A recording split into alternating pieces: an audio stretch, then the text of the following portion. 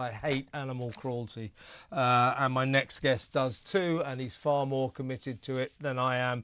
He devotes most of his life to it. He's a famous actor, of course, Downton Abbey, Ever Decreasing Circles, a fabulous stage actor, Shakespearean and everything. He is, of course, Peter Egan, who is also a devoted animal welfare rights campaigner. Peter, welcome to the show. Hi, Kevin. Thanks very much for having me on. Now we're going to talk about the Bile bears, a horrendous story, and you're going to help us talk. You're going to talk us through. So Yeah. what I'm going to do, we're going to focus in on the story of Dawn, Dawn the Yeah. bear, who was one of the most traumatized bears that you ever found. Tell me the charity that works so hard to free these bears from their terrible lives of captivity. Well, it's my favorite charity on the planet. It's called Animals Asia. It was founded by the inspirational Jill Robinson, who is their CEO and founder, and does that. I've met her, and she is She's now. extraordinary, isn't she? So we'll talk more about Jill and that charity in a little while. Yeah. First of all, we're going to show a picture of Dawn before she was freed. Now, on the left-hand side, as I'm looking at it, that is Dawn when she's being drained of her bile. Yes. It's almost as if they mine these poor creatures for their bile for Yeah. use in useless Chinese medicine. Am I right? Well, it's not entirely useless. I mean, the bile that is extracted is ursodeoxycholic acid, which does have a remedial effect Okay. on things like rheumatism. So it's not entirely useless. What is useless is they don't have to take it from bears because it's produced synthetically much better and without any invasive action as far as these poor Okay. bears are concerned. So when we see, if we could just show the picture of Dawn before and after again, can we please? So there's Dawn before when she's being drained of her bile Yeah, unnecessarily, as Peter just said, yeah, and there she is afterwards. I think you can see the difference. Now, what we're going to do now, Peter, is yeah, play a film. We're not going to talk. We're just going to play it, only a brief amount. Now, this yeah. is Dawn. Tell me how long she'd been kept in this cage, would you? 20 years. So this is Dawn, 20 years in a darkened cage. Think about this, just being drained of her bile. What a life. What an existence. Now, thanks to Animals Asia and their brilliant people, she was finally released. This is Dawn. Watch this. This is Dawn stepping out into the daylight for the first time in all of her 20 years. The first time in her life. And I want to watch her face. I think there is an undeniable expression of joy. Watch this.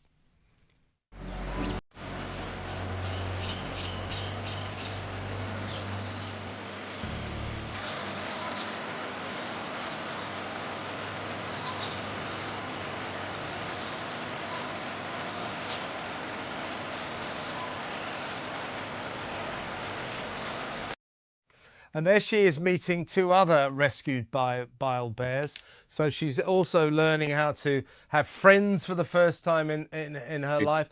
Now, last picture we're going to show you now, again, quite traumatic. These are the conditions that these poor creatures are kept in. So have a look at this. These are the cages. Look at that. Look at that. Look at that.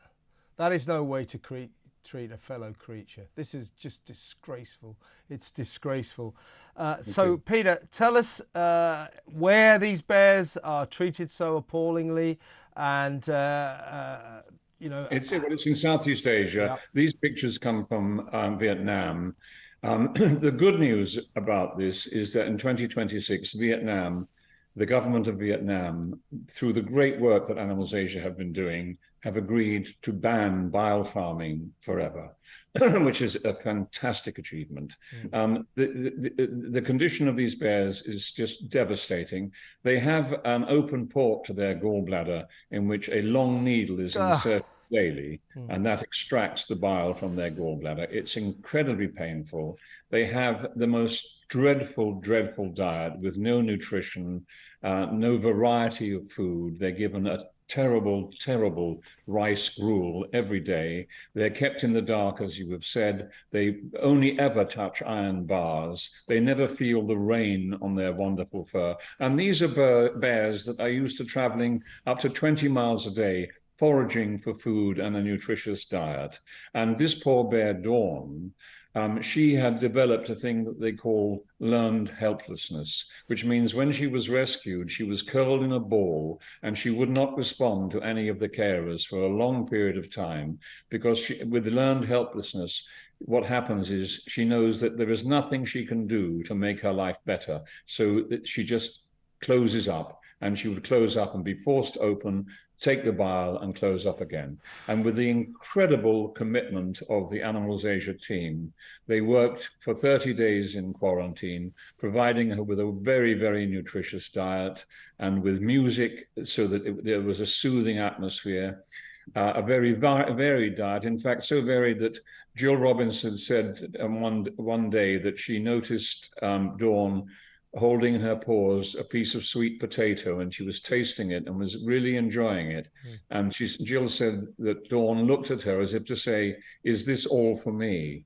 And of course, Jill, like me, even thinking about it, burst into tears and took a photograph and made a commitment to Dawn that her life would change from that moment on. And as you can see on the photograph, the reason that moon bears are called moon bears is because they have a beautiful crescent moon on their chest.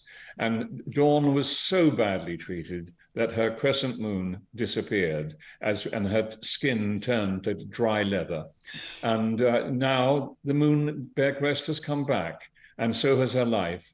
And these bears can live up to 30 or 35 years. To imagine her living 2/3 of her life in a cage like this is just devastating. But the amazing thing is she now has 10 years of the most amazing freedom in the wonderful sanctuaries in Tam Dao, just outside Hanoi. And I'm not being fanciful.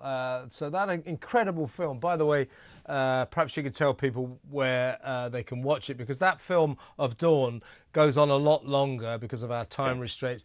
But she's so sort of reticent she can hardly believe that she's being allowed out of that cage, and lingers for so long, and then when she finally takes that first step, her first experience of daylight in all of her 20 years. What an extraordinary story! And there's no doubt about it in my mind. There's suddenly she lights up with an expression of joy.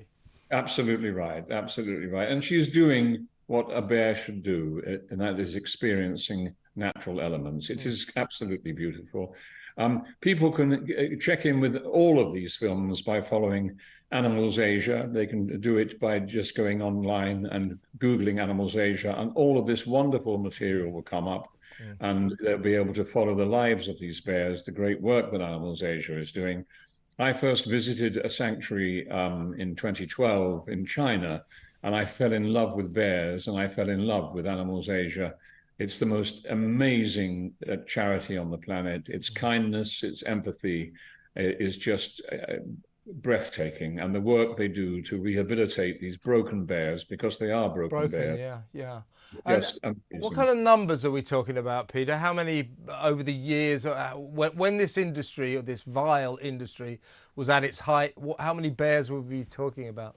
Well, I would think in China, there's probably 18,000 bears in captivity. God, 18,000? Yes, probably. But in Vietnam, it's now a matter of hundreds. This is about just over 200. Animals Asia, in their two sanctuaries, one in Tam Dao and the other in Bac Ma, they have about 170 bears with another 200 to come out.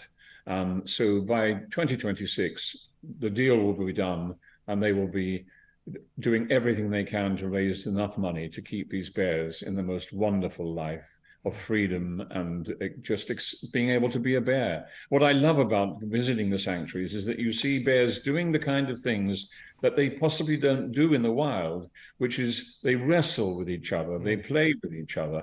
If anybody wants to get their kids to enjoy seeing an animal having a real treat, go onto YouTube and Google Animals Asia and moon bears foam bath, and you'll see wonderful baby bears jumping in and out of foam baths, licking their paws, having the most amazing time. And it's just it's so heartwarming and inspiring. The work that they do is the most inspirational work on the planet. And so Vietnam has committed to ending this vile business. When? At the end of 2026. 2026. Now, what about China? You said there's 18,000 bears in this horrific. There's an ongoing developing situation in China. China is much harder to deal with. It's a much more closed society. But Animals Asia are, again, with the indigenous groups in China, are doing amazing work for biofarms and closing them down in China as well. They're getting great support, but it's just moving a bit more slowly than it should. And is it an age-old industry? Has it been going on for centuries? No, it started I think in about 1980, and I think it was introduced in China as a protection for the Asiatic black bear, because there was a fear that they would be becoming extinct because of hunting and people trying to get the bear and kill the bear for its bile. And I think that the idea of bile farms was introduced to protect the species, but of course it's gone completely wrong because it's become an industry when it should never have been that. I'll tell you what, Peter, to get sort of slightly sort of philosophical here, I'm not known for my kind-heartedness or anything like that, but I just don't understand how people can do this to animals, this sort of thing. I don't understand it. Yes, well, neither do I. What is a terrible thing that shames us as the ace predator on the planet is that we human animals abuse just about every other single species on the planet anyway. Agreed. Amongst all of that abuse, I think the worst abuse is what you've just exposed here, which is bile farming. It is the worst animal abuse on the planet. To think that a bear can live for 30 years in one of those cages, and they do go mad, and they start to exhibit stereotypic behavior. They rock backwards and forwards. They try to bite their way out of the cages. They break their teeth. They gnaw their paws off. And just to see a bear, as you can see there, Dawn coming out of that cage again, just so inquisitive and looking so healthy, is just so heartwarming and inspiring. It's wonderful, the wonderful result of such great work. And meeting her new friends, Twilight and Midnight, was that? Twilight and Midnight, absolutely. Yes, they were rescued at the same time. And that, they never had the opportunity to create deep relationships before. And that's also just inspiring to see these wonderful animals creating long-lasting personal relationships. So how can people help Animals Asia? Well, what they can do is they can Google Animals Asia, get Animals Asia, www.animalsasia.org, and there will be a donation page, and they can support the vital work that this wonderful charity is doing by donating to them. It's very, very easy to find all of those channels for donating. Just go onto YouTube and Google Animals Asia. Do that, everyone. Peter, what a story, and you told it beautifully. Thank you so much, and I'd like to get you on pretty regularly. I want to sort of campaign against this sort of thing. Peter Egan there with the incredible story of the Bile bears. I mean, horrible, horrific. As Peter said, the worst example of animal cruelty on the face of the planet. At least Vietnam has committed to ending it. China, still 18,000 bears going through that living hell. Let's try and stop that, hey, folks. Drives me mad. I just don't get it. I just don't get how people can do that to animals. I don't care what they're producing. You cannot justify that. You cannot, oh, well, it's good for humans. That doesn't justify treating animals like that.